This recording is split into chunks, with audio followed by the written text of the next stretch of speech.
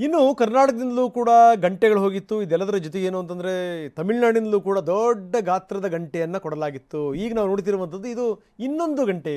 ಇದನ್ನು ಮತ್ತೊಬ್ಬ ಭಕ್ತರು ಕೊಟ್ಟಿದ್ದಾರೆ. ಭಾಳ ಅದ್ಭುತವಾದಂಥ ಗಂಟೆ ನಾವು ನೋಡ್ತಾ ಇದ್ದೀವಿ. ಲೋಹದಲ್ಲಿ ಮಾಡಿರುವಂಥದ್ದು 2400 kg ತೂಗುತ್ತಿದ್ದು ಹಿತ್ತಾಳೆಯ ಗಂಟೆ. ಉತ್ತರ ಪ್ರದೇಶದ ಇಟಾನಗರದ ರಾಮಭಕ್ತರೊಬ್ಬರು ಈ ದೊಡ್ಡ ಗಂಟೆಯನ್ನು ದಾನ ಮಾಡಿದ್ದಾರೆ.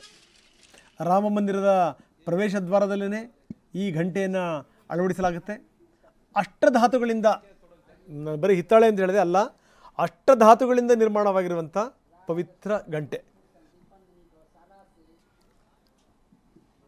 ಉತ್ತರ ಪ್ರದೇಶದಿಂದ ಬರ್ತಿರುವಂಥದ್ದು ಇಟಾನಗರದ ಭಕ್ತರೊಬ್ಬರು ಈ ಗಂಟೆಯನ್ನು ಕಳಿಸಿದ್ದಾರೆ.